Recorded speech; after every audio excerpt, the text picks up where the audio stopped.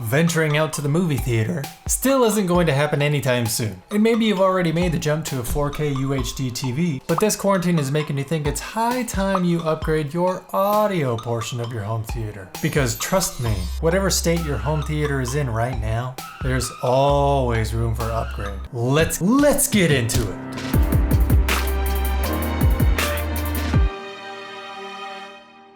Salutations, people of YouTube. My name is Ealan Osborne, and this is my channel where I talk about movies, audio, and music. But more specifically, I'm going to go over some tiers you might want to consider when wanting to upgrade your home theater audio experience. Starting with your budget options all the way to the big leagues. 1. This is your basic, I just need something better than my shitty TV speakers tier. These days, the best way to make that jump without needing to worry about wires to connect or any involved installation process is to go with a soundbar. They come in all types of sizes and price points, ranging from $150 to thousands of dollars. If you want a more in-depth explanation about some options that I recommend, check out this video here, and I'll put the link in the description below too. Now, having a soundbar is a good option for you if you have all of your components plugged into your TV already. Your streaming device, gaming console, Blu-ray player, because then your audio can be sent from your TV to the soundbar via ARC. Audio return channel. And that only requires one HDMI cable. Neat. Yeah. 2. In this tier, we're going to start dealing with more components. And the most common piece of equipment that ties all of your home theater components together into one spot is the AV receiver. Deceiver! No, receiver, which can typically run you from about $200 to $800. The most common use of an AV receiver is that it is your entertainment hub, plugging all of your various components into it instead of your TV. And like a soundbar, it just connects to your TV via one HDMI cable. Nowadays, even your entry-level AV receiver will still be able to pass through 4K UHD video signal. If you happen to have your 4K Blu-ray player hooked up to your receiver, or your streaming device and you like to watch 4K content through it, etc. On the audio side of things, having an Try again. On the audio side of things, having an AV receiver now expands your options into being able to hook up good old, reliable, wired speakers. Most entry-level receivers will be 5.1 or 7.1 channel.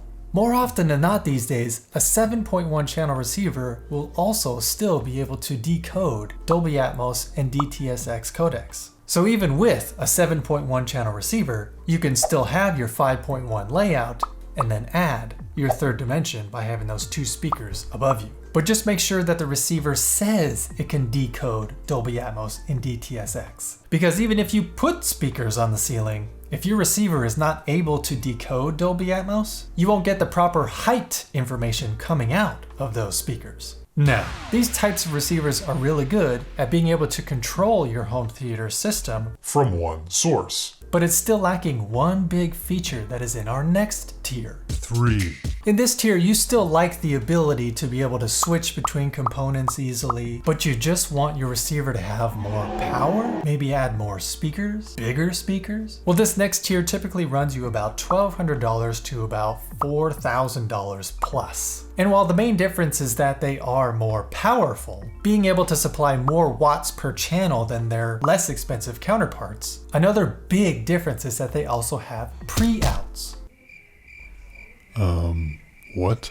Any diehard home theater enthusiast will tell you that the most important speakers in any home theater system are your 3 front soundstage speakers. Your left, center, and right speakers. If your front soundstage is made up of some monster speakers that can handle some major wattage, if you don't have one already, you may want to consider this type of receiver, since you can connect your front soundstage speakers to a 3-channel external amplifier via the pre-outs using RCA cables. Then you can supply all the additional surround sound speakers with the built-in amplifier from the receiver, since those speakers typically don't require as much power. This tier often is more expensive because it is more powerful, but also because it gives you the option of using an external amplifier if you so choose. These receivers usually start in the 9-channel range and can go all the way up to 13 channels. Redonk. But here's where we come to the big leagues. 4.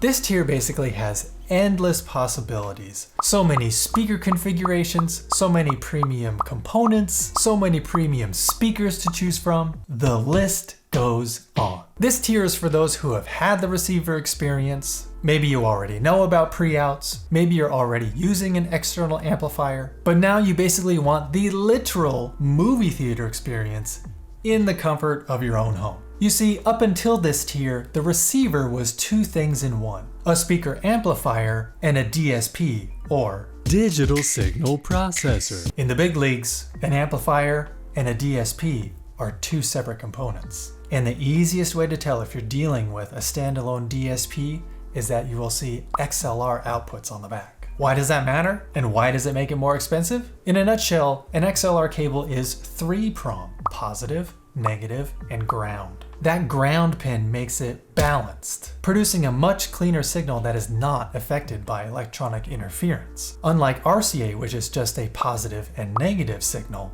making it unbalanced. So with those XLR outputs, you can connect them to an amplifier or multiple amplifiers, which then send the audio signal out to your speakers. And dedicated DSPs and amplifiers are not cheap.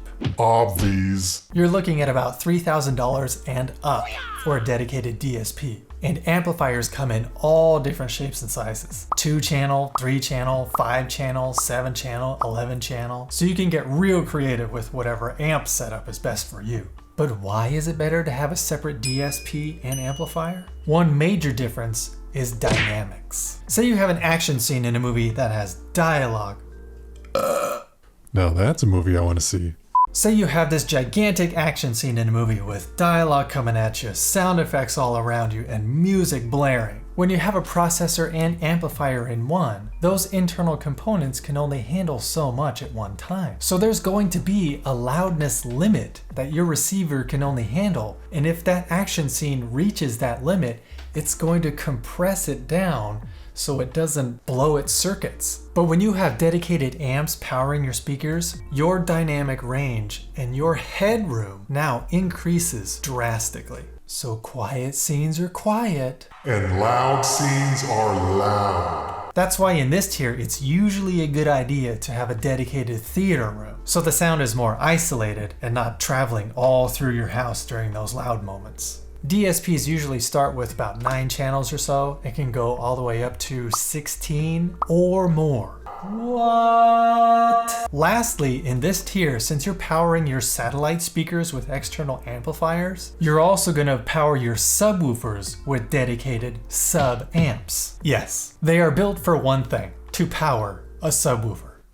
The end. But this also gives you an unrivaled, super clear and clean sub-frequency signal. That doesn't seem like it should make much of a difference, but it does. It really does. Recap. So you want to upgrade your shitty TV speakers? Get a soundbar. So you want to upgrade your subpar soundbar with a discrete 5.1 system now? Get a receiver and some wired speakers. So you want to add some height channels to your 5.1 system? Get more speakers and decode them with a receiver that can handle Dolby Atmos and DTS:X. So you want to add more speakers and get even more power to your Dolby Atmos experience? Get a receiver with pre-outs so you can enhance your front soundstage speakers with an external amplifier. So you want to bring the movie theater experience to your dedicated home theater room? Get a DSP and an array of dedicated external amps to power your satellite speakers and subwoofers. So you want to upgrade your home theater room even more? Get a power conditioner to guarantee a clean audio signal. Get some comfy reclining theater seats. Get some professional grade acoustic treatment for your walls and ceiling. Isolate your rack of gear away from the theater room so you don't hear any unwanted noises like noisy fans and things like that.